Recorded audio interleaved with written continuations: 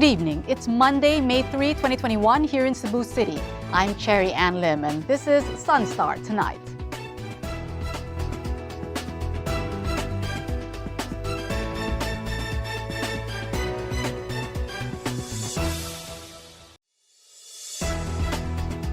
Cebu Governor Gwendolyn Garcia will not heed the call of the Interagency Task Force for the province to align its quarantine protocols for returning overseas Filipinos with the national approach in the fight against COVID-19. Chari Coronel reports. Cebu Governor Gwendolyn Garcia expressed her disagreement to the call of some members of the Interagency Task Force to align the province's quarantine policies for returning overseas Filipinos and overseas Filipino workers to the whole-of-nation approach to COVID-19. Garcia issued Executive Order No. 17 on March 30 this year, dropping the 14-day quarantine for returning Filipinos upon arrival in Cebu Province if they test negative for the virus.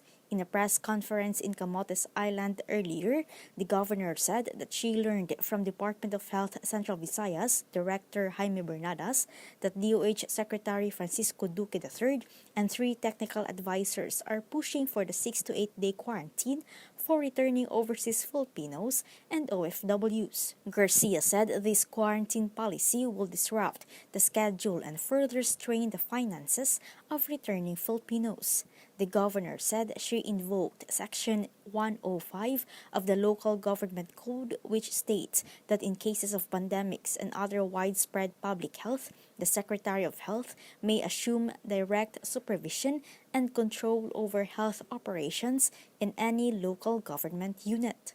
She clarified that this does not mean that the province will not listen to the recommendation of the DOH. DOH Central Visayas spokesperson Dr. Mary Jean Loreche said she agreed to the governor. Garcia earlier said she consulted the officials of the different government and private offices before redefining the protocols for the returning overseas Filipinos and OFWs. Chari Coronel, SunStar Tonight. 13 officials of the Department of Agrarian Reform are now under investigation after sacks of undistributed land titles were discovered. Johanna Bahinting reports. 13 officials and personnel of the Department of Agrarian Reform Cebu Provincial Office are facing criminal and administrative charges after sacks of undistributed land titles were allegedly discovered.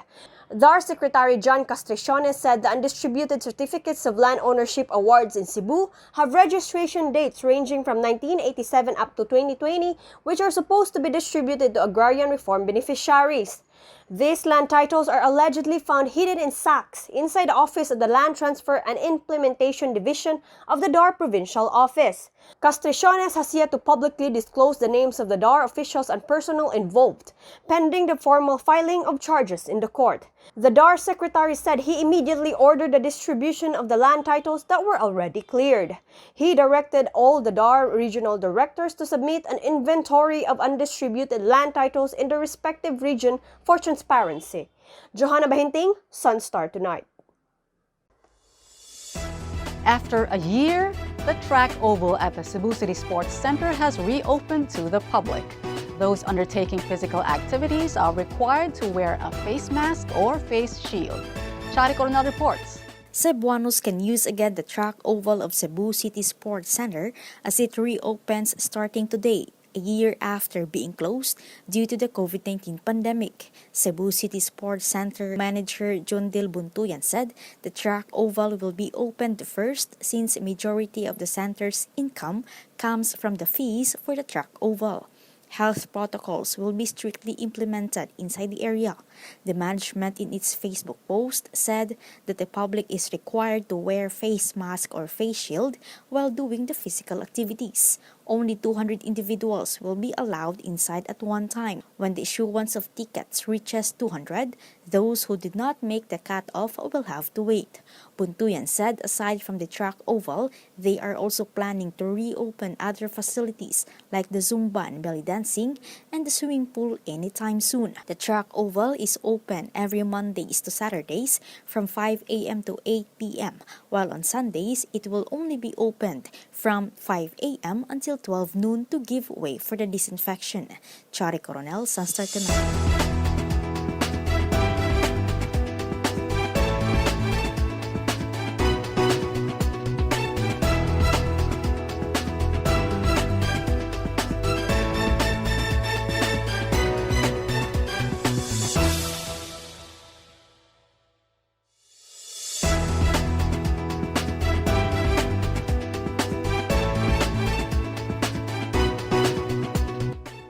Waterfall adventures in Cebu City can soon be a part of your bucket list as the city plans to boost tourist spots in the mountain barangays. Chari Coronel reports. The Cebu City Tourism Commission is eyeing to promote tourist spots in the mountain barangays in the city to revive its tourism industry.